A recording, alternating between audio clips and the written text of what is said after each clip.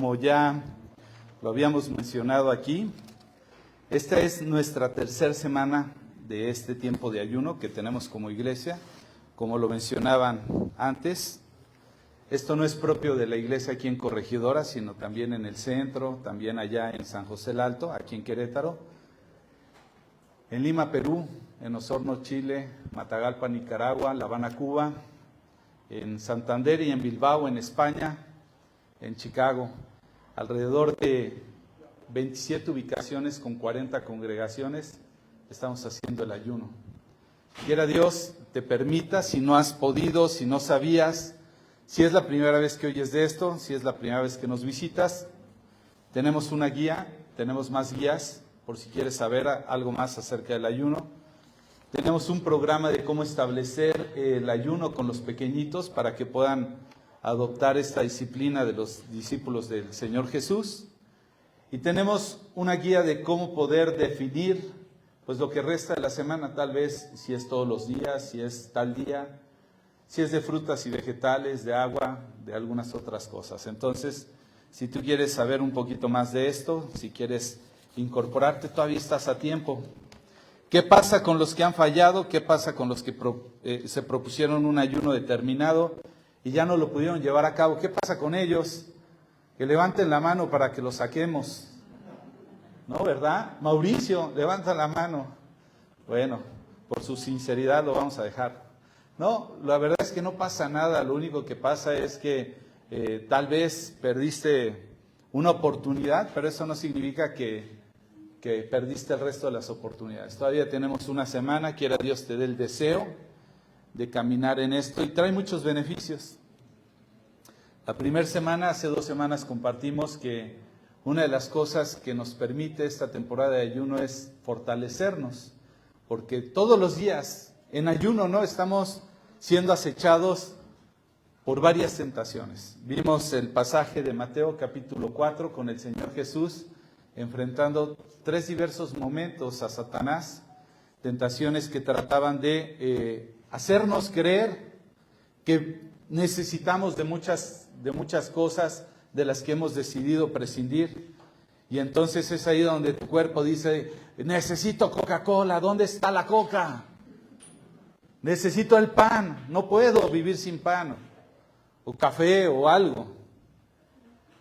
Y podemos darnos cuenta que podemos someter los deseos de este cuerpo, ¿no?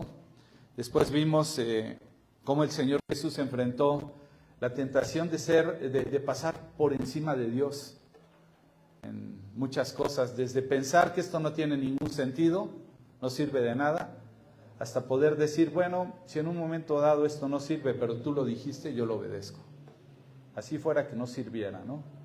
Simplemente en obediencia a Dios y a lo que Él dijo. El Señor Jesús en Mateo 6 está diciendo, cuando ayunen, no está diciendo si llegaran a ayunar, si eso lo hacen de vez en cuando, sino Él dando por hecho que va a ser algo que haremos, ¿no? Más adelante también hablamos de la tentación de ser desviados. Tú y yo fuimos llamados a un plan.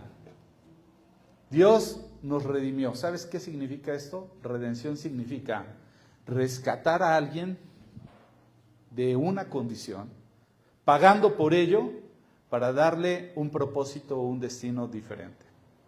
Y eso fue lo que hizo el Señor. Tenía un plan, nos redimió, nos encauzó a su plan. Y hay una tentación de querer ir en contra de eso, ¿no? Eso nos llevó al segundo mensaje la semana pasada. El segundo mensaje tenía que ver con darnos cuenta que dentro de ese plan hay un reino espiritual luchando y oponiéndose y resistiéndose. Pero muchas veces en el día a día tú y yo lo perdemos de vista. Lo perdemos de vista de tal forma que, pues entonces ni fu ni fa, no nos damos cuenta ni que está corriendo el plan de Dios, ni que hay oposición, ni que hay un reino espiritual que está luchando en contra de ello y nos pasamos de largo.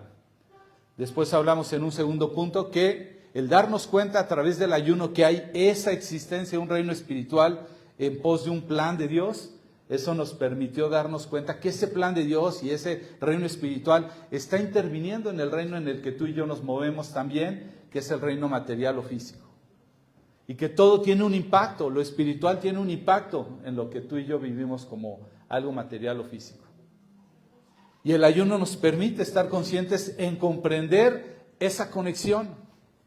Y el tercer punto es finalmente darnos cuenta que ese impacto en este mundo en el cual tú y yo estamos caminando y obrando y viviendo, nos lleva a entender que nosotros tenemos parte con ese plan. Y entonces llegamos al mensaje del día de hoy, el último de esta serie y de esta, digamos, temporada de ayuno, y tiene que ver con qué sigue después del ayuno, ¿sí? ¿Qué sigue después del ayuno? El primer mensaje es, de alguna manera, ¿qué es el ayuno? ¿O en qué afecta? El segundo que hablamos fue, ¿qué pasa durante el ayuno? Y el día de hoy tiene que ver con qué sigue después del ayuno, ¿verdad? En una ocasión había un niño que había ido con su papá a uno de estos, no sé si te has dado cuenta que eventualmente hacen congresos, como aquí en el centro de convenciones, hacen congresos de disfraces, les llaman ¿cómo les llaman, hija? Cosplay, les dicen, se oye más elegante. Yo lo conocía como disfraces.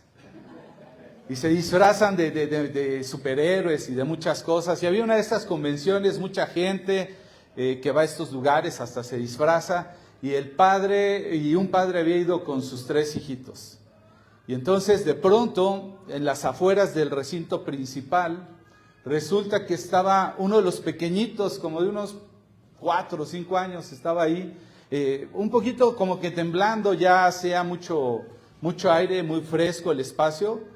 Y el niño ahí, entonces no tardó mucho en que otros se percataran y le dijeran a los guardias, oye, ¿sabes qué? Creo que hay un niño perdido. Y entonces ya fueron los guardias a decirle, bueno, ¿con quién vienes? No, pues vengo con mi papá y mis 2 hermanitos. ¿Y dónde están? Pues no sé, me perdí. Y bueno, ¿dónde los encontramos o qué? Pues no sé, ¿cómo se llama? Pues tal. Y entonces trataron de persuadir al niño para llevárselo a una zona pues un poco más resguardada, una zona donde pudiera estar quizás más confortable y poder vocear, poder anunciar a los padres que tenían ahí al niño, ¿no? Y entonces, ya que lo tratan de llevar de alguna manera, el niño se resiste, ¿no? El niño no quería, y entonces pues se dieron a la tarea ahora de buscar al padre y a los hermanitos. Y finalmente, después de todo, ya encontraron a los padres, ¿no? Logran encontrar al padre y de alguna manera tratan de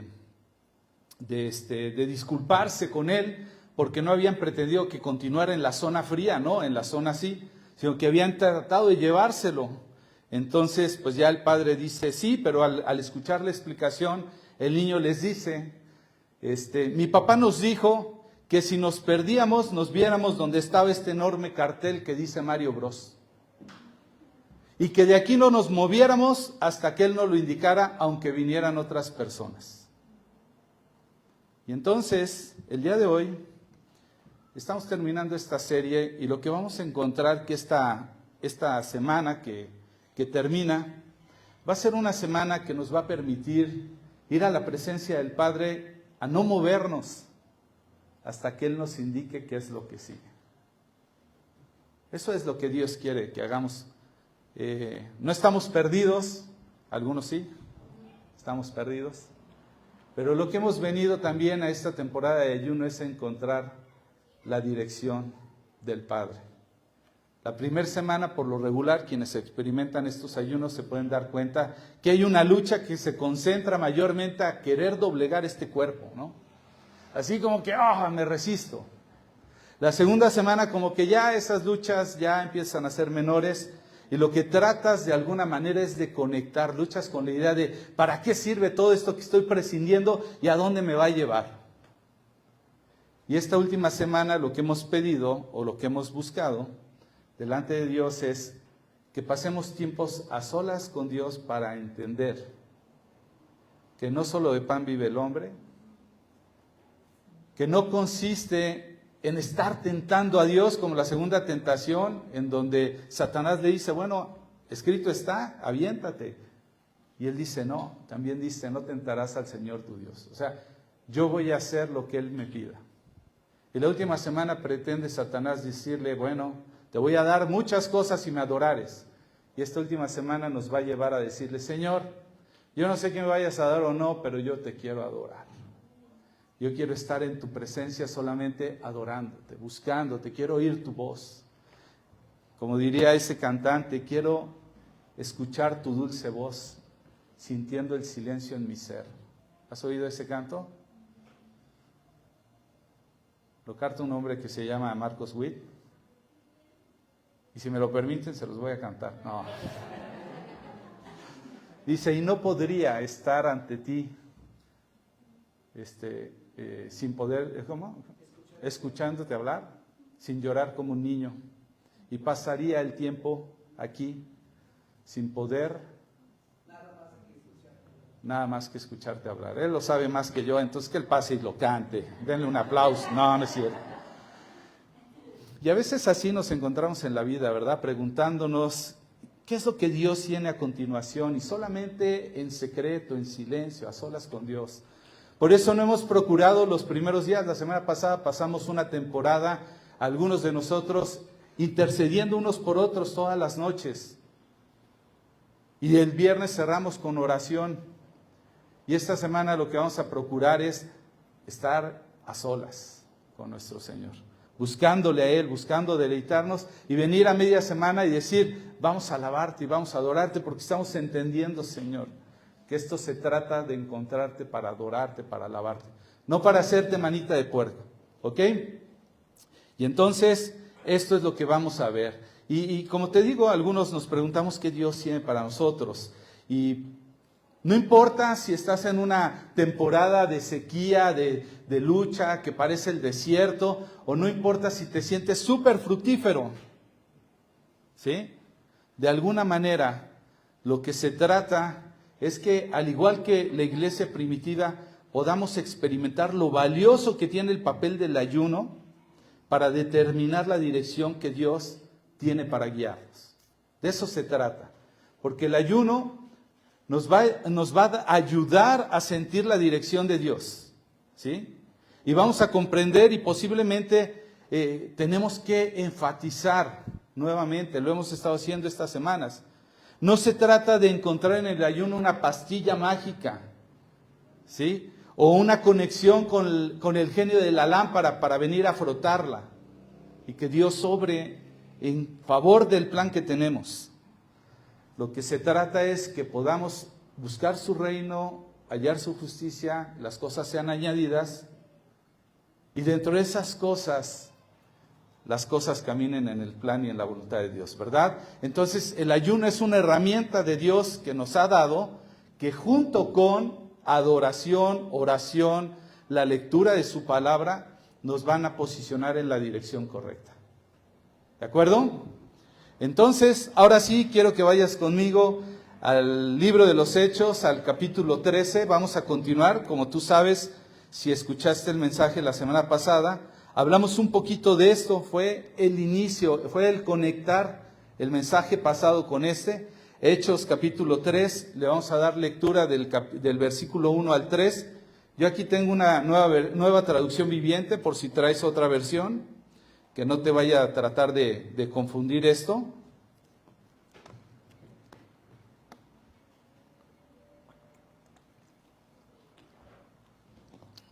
Y quiero que vayas conmigo, dice la Escritura, Hechos capítulo 13, versículo 1 al 3, dice: Entre los profetas y maestros de la iglesia de Antioquía de Siria se encontraba Bernabé, Simeón, llamado el Negro, Lucio de Cirene, Manaén, compañero de infancia del rey Herodes Antipas, y Saulo.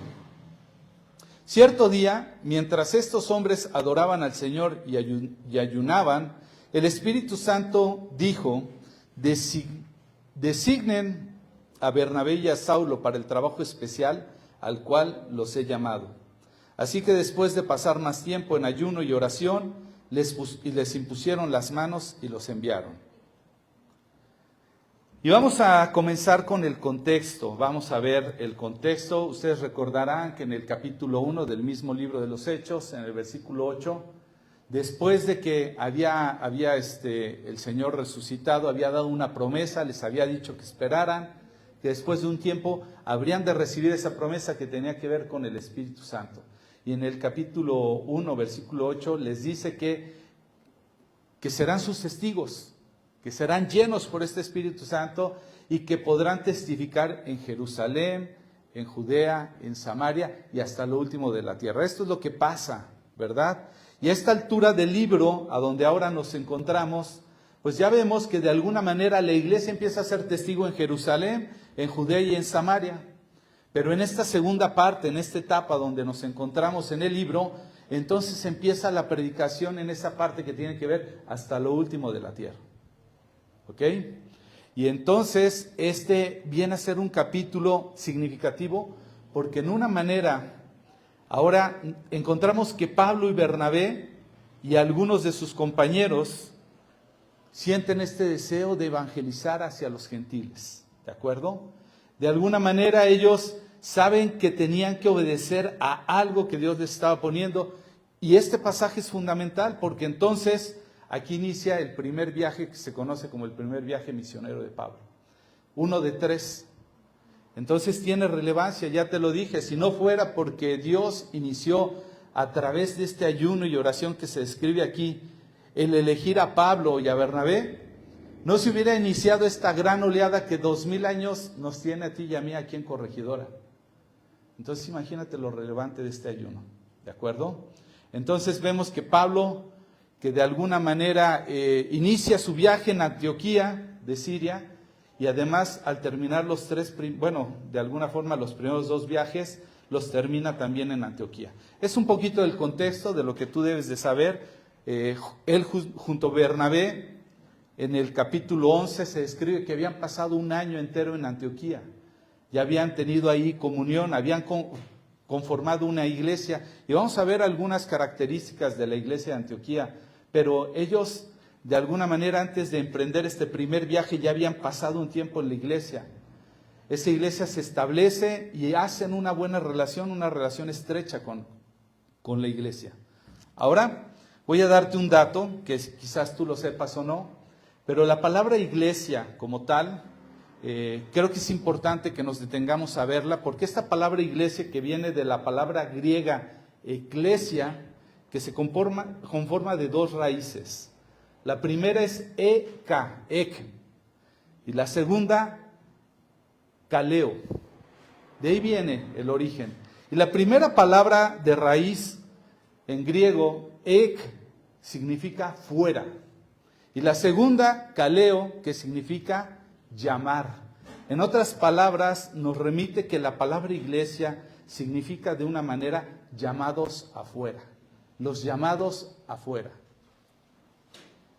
Y eso rompe un poquito la idea que tenemos de iglesia, porque a veces estamos pensando en conformar una iglesia en donde cada vez más nos podamos reunir. De hecho, una de las visiones que tenemos como iglesia Nueva Vida es que no creemos en las mega iglesias. A veces algunas de estas grandes iglesias cada vez crecen, un poquito como el mar muerto. Reciben, se ven bonitas, pero no sacan nada y tarde o temprano empiezan a morir. No estoy diciendo que sea el caso de todas, seguramente conocerán unas muy grandes y muy vivas, pero mayormente es esto, sino un poquito más como la figura del mar de Galilea, que es un mar que recibe y saca a través del río Jordán. Entonces, que podamos ser el tipo de iglesia, los llamados afuera. Y lo vamos a ver porque es importante decir que esta iglesia, la que se menciona aquí, que hay estos profetas y maestros, la iglesia de Antioquía de Siria, es una iglesia que de alguna forma refleja lo que debe ser un centro de fe. Un centro de fe porque por algunos detalles que podemos ver en los mismos pasajes anteriores en el libro de los Hechos, vemos que hay una hambruna en cierta región donde están los hermanos. En el capítulo 11 del libro de los Hechos vemos que hay una hambruna y entonces la iglesia de Antioquía se compromete en alguna manera a hacerles el envío de alguna ayuda a los creyentes. Y eso es bueno, ayudar a otros. Es bueno ayudar al necesitado. Algunas de las iglesias se centran y creen que el objeto de la iglesia es el objeto social, la ayuda social. Y es bueno hacerlo, es parte de lo que la iglesia debe de hacer. Pero también hay otra característica que conforma ese centro de fe saludable, sano, porque también la iglesia de Antioquía quería alcanzar a los perdidos. No basta con ayudar, sino también hay que entregarles el mensaje del evangelio. Y esto es lo que están haciendo o a punto de hacer en este pasaje. Entonces, la idea bíblica de una iglesia debe ser ayudar siendo generosos, pero también enviando a otros hacia afuera para que conozcan quién es Jesucristo a través de su evangelio. ¿De acuerdo? Entonces, lo que estamos viendo es que esta iglesia no solamente quería entretener hermanos ni acumularlos, quería capacitarlos, quería equiparlos para poder ayudar, amar, pero con el mensaje del evangelio. Entonces, era una de las iglesias más importantes en el momento. ¿Y qué las hacía? ¿Qué le hacía una iglesia importante? No estoy entrando, ese es el contexto, espérenme un poquito. ¿Qué le hacía una iglesia importante en el momento? Que tenía organización. Si te das cuenta, al inicio del pasaje del capítulo 13 dice, entre los profetas y maestros de la iglesia de Antioquía, quiere decir que había establecimiento de algunos que enseñaban y otros que seguían dirigiendo a la iglesia conforme a la palabra del Señor, a lo que Dios hablaba. Entonces estaban organizados y había a quien reconocer. De alguna forma había personas establecidas y comprometidas. No voluntarios, no aquellos que dicen de repente, yo tengo ganas, yo quiero servir, y cuando no tienen ganas ya no lo quieren hacer. No aquellos voluntarios que de repente dicen, hoy puedo, hoy no puedo. Una iglesia bien establecida requiere de gente comprometida, gente que puede estar establecida, que sienta esa relevancia de ser parte. ¿Por qué vemos también que podía ser importante como iglesia? Porque era culturalmente muy diversa. Ustedes tal vez que no han tenido oportunidad de estudiarlo, pero yo que tuve que hacerlo en esto, te puedes dar cuenta que entre ellos se encontraba Bernabé, ¿sí?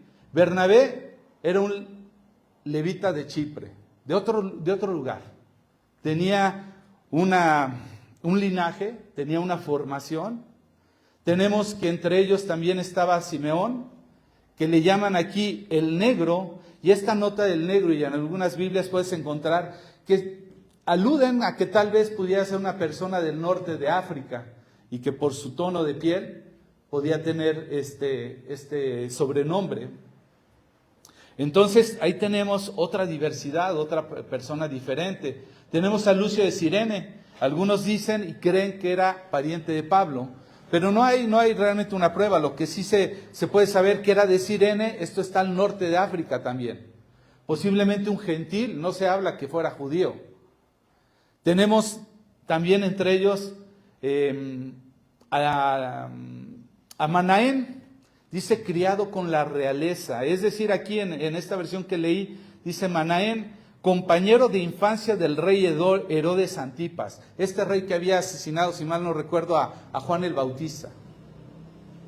De alguna forma se crió igual que el mismo Herodes, pero él tomó un camino diferente. Él sabía la cultura de andar entre la política y los gobernantes. Teníamos aquí también pues al mismo Pablo, y ya conocemos en Filipenses todo lo que se habla de Pablo. ¿Dónde fue educado? ¿Por quién fue educado? ¿De qué linaje venía? Perseguidor de la iglesia. Todo lo que puedes saber. Entonces teníamos un grupo muy nutrido y muy diferente. Pero todos podían convivir con un propósito: servir al necesitado y alcanzar al perdido. Y aquí ya vemos un grupo bastante diferente, entre profesionistas, entre experiencias de vida, entre dones y habilidades. Entonces tenemos los atributos necesarios tal vez. Lo que estamos buscando es un correcto establecimiento y esa diversidad poder enriquecer para poder hacer la obra del Señor. Dice que también, en alguna manera, pues estos responsables eran líderes preocupados y ocupados. Y estos líderes no solamente eran líderes, sino que también estaban pensando en desarrollar potencialmente otros líderes, ¿sí? Personas que pudieran seguir con la obra. Es decir, gente que no se centraba solamente en lo que ellos podían hacer y ellos podían ser,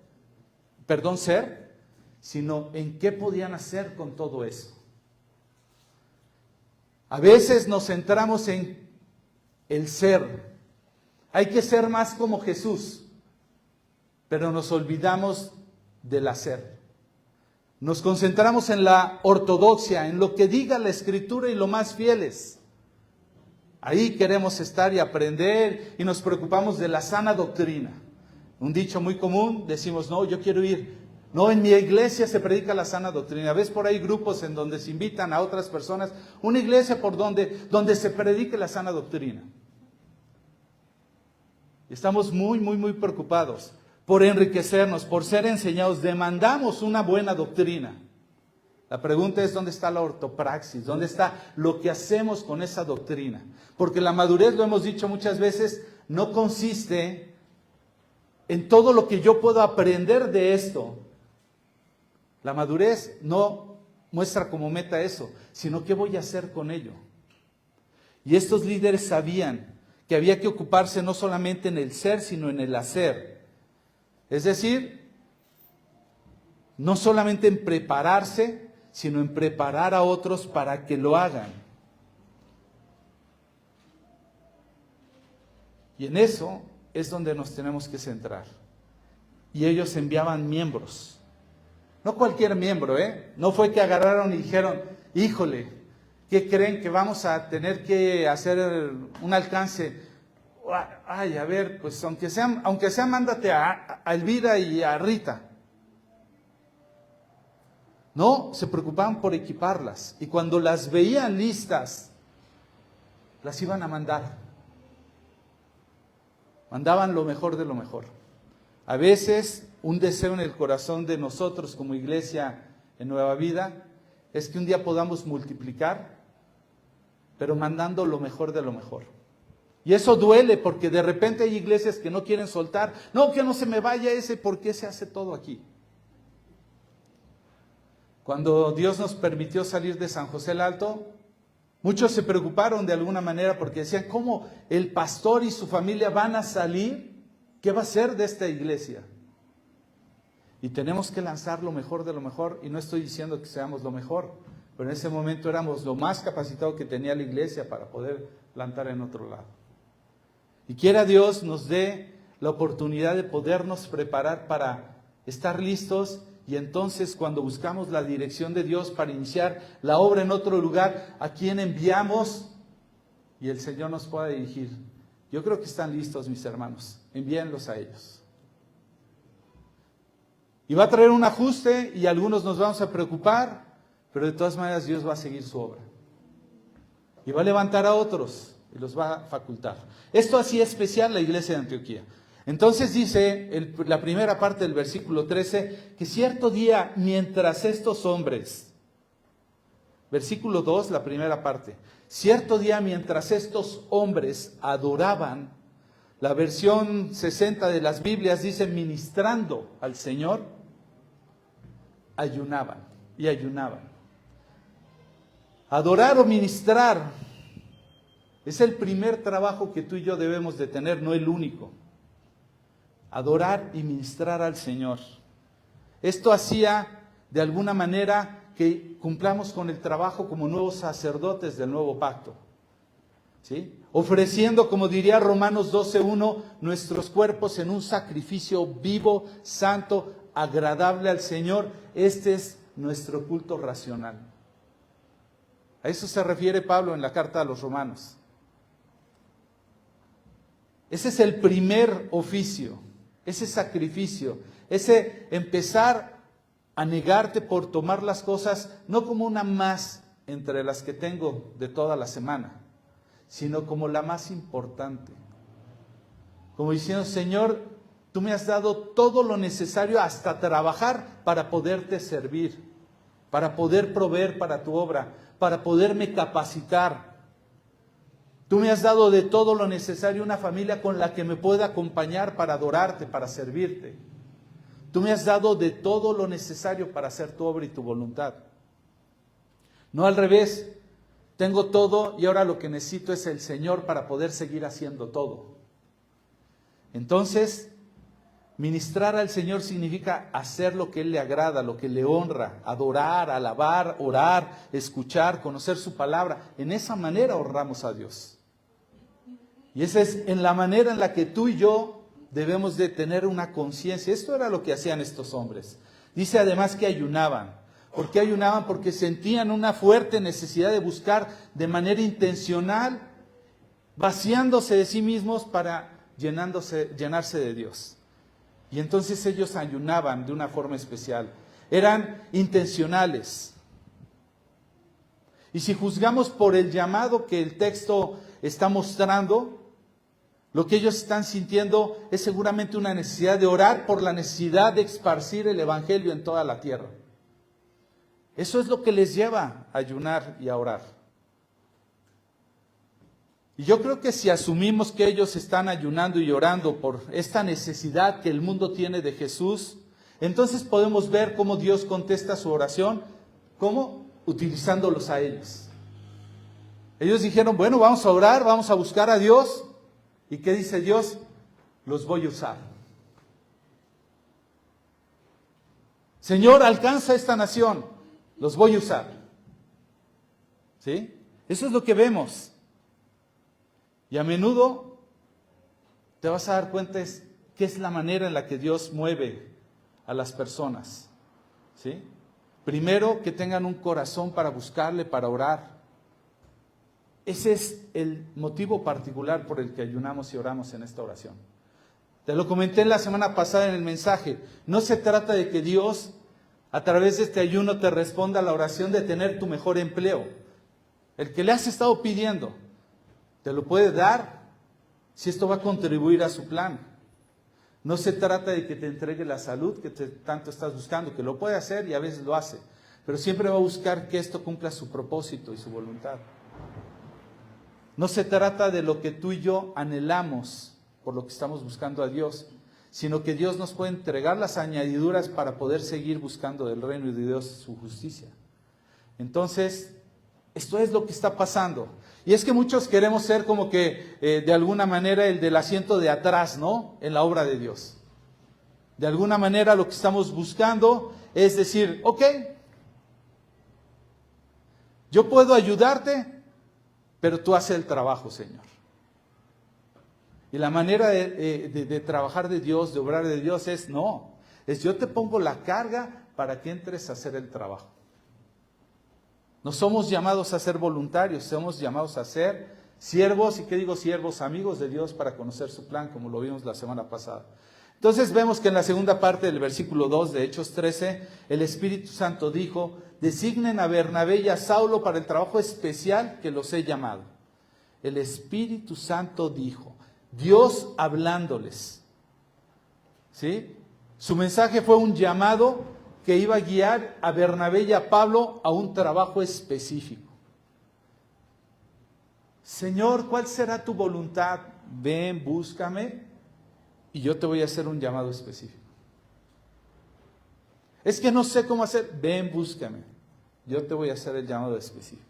El Espíritu Santo dijo. ¿Y dijo qué dijo? Desígnenme. La versión 60 dice, apártenme. Santifíquenme. Conságrenme.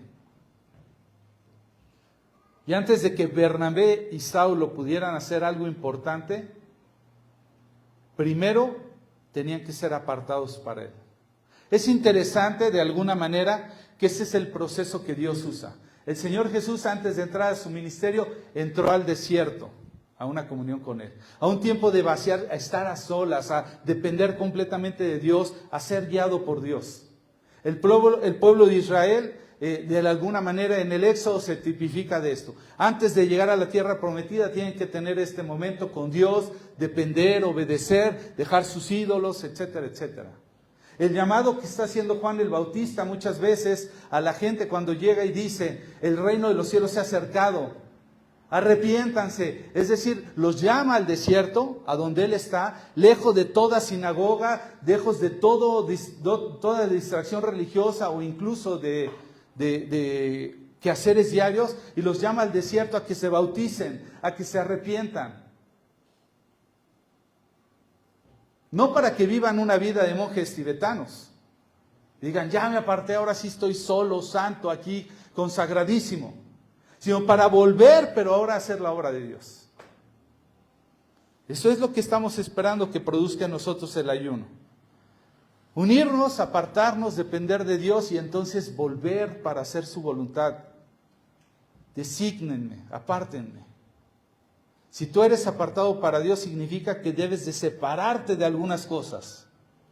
Nunca vas a poder dar un verdadero sí, un sí real a Dios en tu vida hasta que puedas decir un no que te aleje de algunas cosas.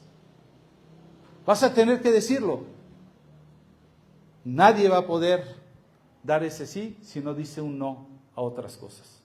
Dice más adelante, para el trabajo especial, el cual os he llamado, los he llamado. Dios tenía una obra, tenía un trabajo, era específico. Dios tiene ese deseo de que tú lo hagas, de que yo lo haga. Ese no es el trabajo de Luis. El trabajo de Luis es de Luis, pero Dios tiene uno para cada uno de nosotros. Y está esperando que Dios lo haga, que tú lo hagas. Y Pablo, más adelante escribiría en la carta a los Efesios, en el capítulo 2, versículo 10, porque somos hechura suya, creados en Cristo Jesús. Es decir, Él nos hizo y fuimos a partir de Jesús creados para buenas obras, las cuales Dios preparó de antemano para que anduviésemos en ellas.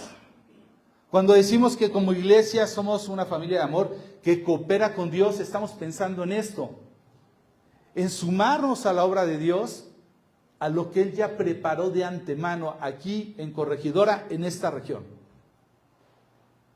Y tú y yo tenemos que hacer algo para que Dios se glorifique con lo que Él ya había preparado en este lugar de antemano. Entonces el llamado de Dios para la vida de Pablo y para la tuya y para la mía tiene que ver con esto.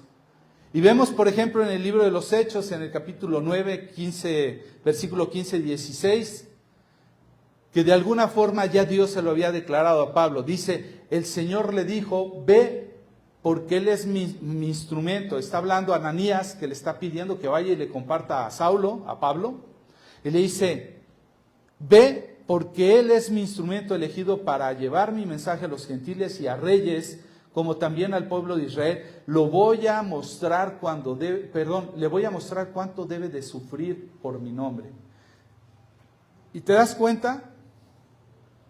Esto no era un sentimiento, una sensación tipo así de, ay, como que sentí bonito el día de hoy, como que sí lo voy a hacer. No, esto era un llamado serio al ministerio. Quiera Dios, tú y yo hoy salgamos con una conciencia de un llamado serio. De un decir, sí, pastor, como que hoy me habló. Es Dios hablando a tu vida y quiera Dios a través de este ayuno diciéndote, Luis, ¿qué sigue después del ayuno? ¿Qué sigue? ¿Vas a seguir atrapando en tus deseos que están pidiendo todo eso? ¿Es verdad que crees que por eso entregué a mi Hijo Jesucristo? Pablo no sintió bonito. Él sintió un llamado serio que tenía que ver con a veces padecer o sufrir por su nombre. Y sabes, Dios no dio una fecha. En ese momento no dio una fecha. Dios le había dicho a Pablo a través de Ananías cuál era su llamado, pero no era en ese momento. Sino hasta este momento de Hechos 13 que dice, designen, aparten. Eso sí llevaba un sentido de, ahora sí llegó la hora. Ahora sí no puede esperar, es ahora, cuando ahora sí va a ser enviado. Entonces vemos el versículo 3. Así que después de pasar más tiempo, todavía más, en ayuno y oración, para aquellos que estaban de alguna forma diciendo, ya que llegue la tercera semana, Aleluya, gloria a Dios. Todavía seguramente no vas a tener claridad en algunas cosas y te va a poder ayudar el poder pasar más tiempo de ayuno y oración. Y en este caso, llegó ese tiempo, después de pasar más tiempo de ayuno y oración, les impusieron las manos y los enviaron. Entonces, ya vimos, todo ese trabajo al cual se iba a enfrentar Pablo y Bernabé, iba a demandar de una dependencia total de Dios. Y el ejercicio del ayuno y oración es lo que nos permite experimentar. Es ese orar y ayunar para depender de esa conexión con Dios. No lo puedo hacer solo, te necesito, no tengo ni fuerzas, quiero que tú me fortalezcas. Y entonces les impusieron las manos. Y la imposición de manos era una manera de oficializar aquella autoridad que había transferido Dios a sus seguidores para que ellos pudieran de alguna forma sentirlo. No es yo, Luis, en mi nombre, es en el nombre del Señor Jesús. Siéntelo esto. Es Él que te lo está encargando. No te vas en el nombre de los demás. Tú, Pablo, tú, Bernabé, vas en el nombre del Señor Jesús. Y ellos son enviados, dice, y los enviaron. Y podemos notar que la iglesia de Antioquía envió fuera a Bernabé y a Saulo, con el respaldo de una congregación específica, con la conciencia de un llamado. ¿Quién se los daba? ¿Quién lo ordenaba? Con la conciencia de lo que esto representaba, que no iba a depender de un sentimiento. Y antes no había sucedido de esta manera. Es la primera vez que lo hacen como iglesia. No es de esos llamados de misioneros accidentales en donde, ups, y ya resulta que se hicieron misioneros. Esto ya era algo organizado. Podemos ver en Hechos 8:4 y en el 11:19, no estaba tan establecido, pero ahora hubo un esfuerzo concentrado de varios organizándose para una sola cosa: ir y alcanzar a más gente. Y los enviaron. Fueron intencionalmente enviados por la iglesia de Antioquía. Un buen contexto, nos puede dar muchas cosas que aprender. Esto prácticamente es el primer esfuerzo misionero. Y esa palabra misionero tiene que ver con enviar. Viene del latín mito, mitere, significa enviar, misión, misionero. ¿Y qué tiene que ver con nosotros y esta temporada de ayuno? Ahora sí voy a empezar, Carlitos me dio la licencia. Tiene que ver con tres cosas, y estas van a ser breves, porque en realidad el contexto ya no lo dio. Porque lo que sucede aquí en la iglesia de los Hechos, en el capítulo 13, en Antioquía, es el resultado de un ayuno y oración. ¿Sí? Y puede ser que no estemos esperando el mismo resultado y que Dios en su soberanía no lo plantee así. Pero lo que sí podemos ver de alguna manera es que nos muestra que el ayuno nos ayuda a sentir la dirección de Dios. Esto es lo que trato de comunicar. Por lo tanto, esta debe de ser una disciplina muy valiosa. Como el niño de la historia, ¿tú crees que esa instrucción que recibió de su padre no era vital y fundamental para poderse reencontrar con él? Pero requería de algo, de obediencia. De nada hubiera servido la instrucción si el niño no la sigue, hubiera seguido perdido. Entonces, imagínate lo importante y valioso que es conocer la instrucción y obedecerla. Porque nos va a enseñar a no movernos de ahí hasta tener la siguiente instrucción. Y entonces vamos a ver tres cosas de cómo el ayuno nos ayuda a posicionarnos en la dirección, en la guianza de Dios. Y la primera, y va a ser breve, te lo aseguro, la primera tiene que ver con que el ayuno va a mejorar nuestra adoración. Eso es un hecho inevitable. Nuestra adoración, alias ministración o servicio, y la manera en la que oramos o nos comunicamos con Dios. Esto ya lo vimos en el versículo 2 y 3. Y podemos ver cómo la iglesia no solamente ayunaba, sino dedicaba tiempo a esa adoración, a esa oración. Eran intencionales. entendían que era importante, que era serio lo que buscaban al Señor, y por eso decidieron ayunar. Y yo no sé cuál haya sido el resultado, pero te lo aseguro que el deseo de Dios no era que tuvieras la mejor dieta, ni que ya te quedara ese pantaloncito que como a mí ya me hacía marquita. Ese no era el propósito de Dios. No era el mejor plan de dieta que podíamos esperar como parte de otras disciplinas espirituales. No. Nos iba a ayudar a buscar a Dios, a buscarlo en adoración y oración. Si ayunamos un día entero o una semana o 3 semanas, pero no dedicamos tiempo a esto, nos estamos quedando cortos de lo que nos puede ofrecer. En la semana te mandé una ilustración ahí de un personaje público que se conoce a través del chat, que decía, si usted está ayunando pero no está orando, lo único que está haciendo es pasando hambre. Te debe llevar a decir, wow, ya no me deleitaba tanto en la palabra de Dios, wow, me estaba costando trabajo adorarle. Yo no sé si sentiste diferente la alabanza el día de hoy. Yo me gocé. Yo no sé si lo sentiste en los demás, hablo de ti. Yo no sé si te diste cuenta que los demás cantaron o no cantaron, si lo hicieron bien, afinados o no, si el grupo lo estaba ejecutando bien o no. Yo me di cuenta en mí. Yo me doy cuenta cuánto estoy disfrutando más su palabra. Yo no sé si tú lo estás notando. Debiera de llevarte a eso.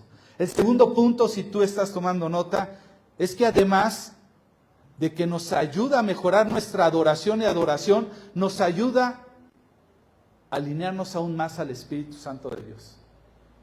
A tener conciencia. Yo he escuchado a lo largo de estas semanas a algunos hermanos en conversaciones que ya noto que son mesurados. Ya no dicen voy a hacer esto o esto o lo otro, sino dicen estoy esperando a ver qué Dios me dice. Hacen una pausa, un alto. Yo no sé cuántas veces recuerdes en tu vida haberla regado de tal forma por no haber hecho un segundo de decir, voy a ver si Dios quiere. No te estoy hablando de un gran temporada de ayuno y oración. Solo decir, el hecho de temer a Dios, de decir, si Dios quiere, si el Señor lo desea. Entonces te alinea aún más al Espíritu Santo. En la medida en la que domamos esos deseos carnales, en este caso a través de gustos que tenemos con la comida y otras prácticas, otras actividades, nuestras necesidades y deseos espirituales pasan al primer lugar nuevamente. Y el apóstol Pablo en la carta a los Gálatas, en el capítulo 5, versículos 16 y 17, está diciendo, digo pues, andad en el Espíritu y no satisfagáis los deseos de la carne. Porque el deseo de la carne es contra el Espíritu. ¿Y no te ha pasado esto? Yo constantemente estoy batallando. No creas que yo agarro y digo, voy a ir a mi Biblia. No, muchas veces yo digo, ya está a punto de dormir, digo, tengo que. Perdóname si no te parezco muy espiritual. Pero lucho y he luchado. Ha habido reuniones de oración en las que estoy pensando ya muchas veces decir,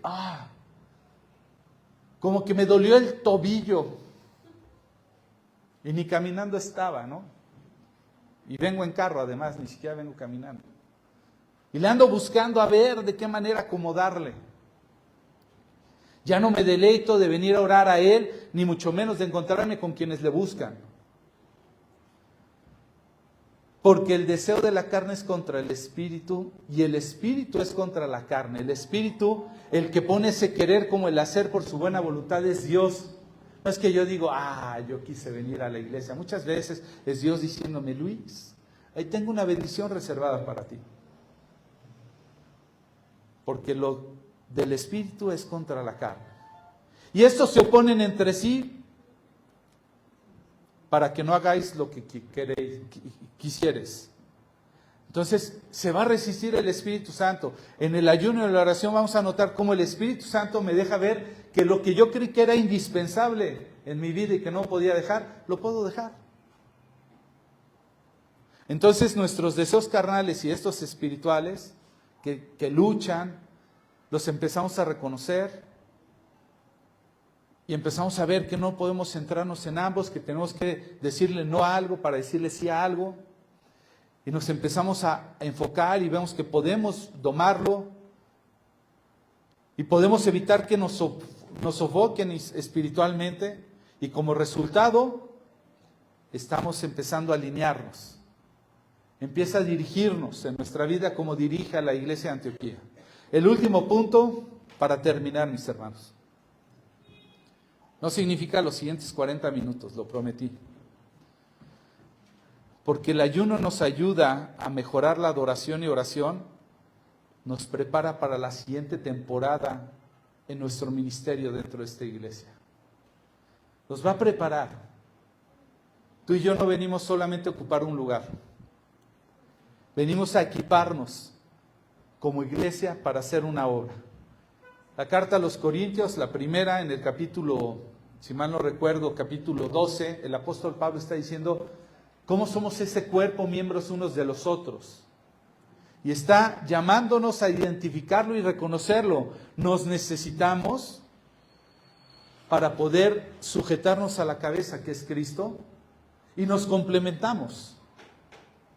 Pero porque tenemos que hacer algo. En otras palabras, tú y yo somos los pies, las manos y todo para que Cristo se manifieste en la vida de otros. Entonces, como ya lo vimos en este contexto, en el libro de los Hechos, en alguna manera al principio se centra mucho en Pedro y en la obra que él y otros, como Felipe, empiezan a hacer en comunidades dentro de Jerusalén. Pero en este punto, como lo estamos hablando, la obra se empieza a deslizar a través de la vida de Pablo y hacia los gentiles, hacia lo último de la tierra.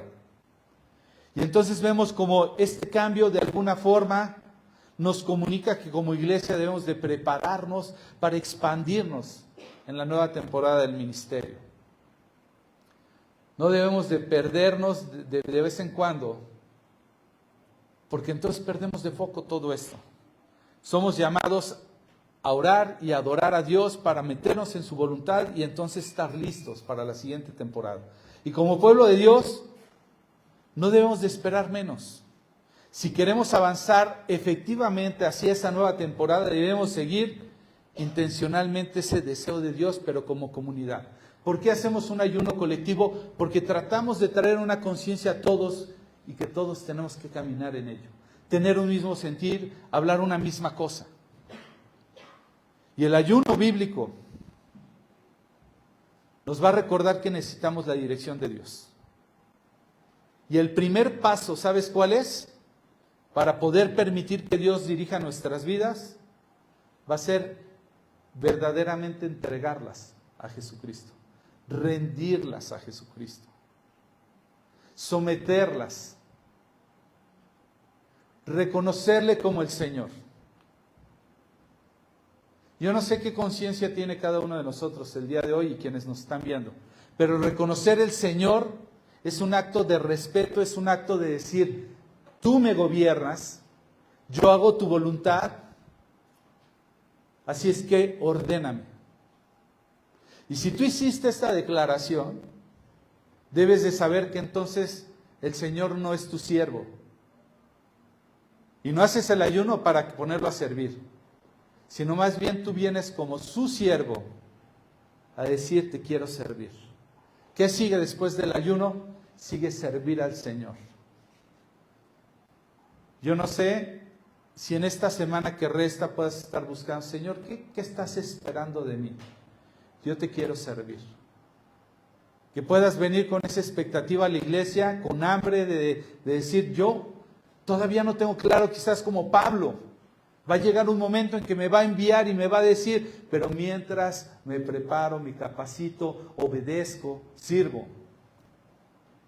De hecho, el ayuno esencialmente no tiene valor si primero no entregamos esas vidas a Jesús. La pregunta es, ¿de verdad le quieres entregar tu vida a Jesús? Si le quieres entregar tu vida a Jesús, si ya lo has hecho y quizás nunca había llegado una conciencia a ti de qué representaba, y lo quieres hacer, quiero orar contigo.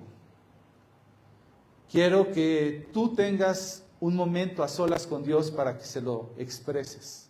No conmigo. No vamos a pedir que pases al frente como comprometiéndote con una iglesia. Vamos a pedir que tú, ahí desde tu lugar, manifiestes: Señor, me quiero comprometer contigo, con tu obra. Si estás dispuesto a confiar en Él, entonces no vas a tener problema de entregarle hoy tu vida.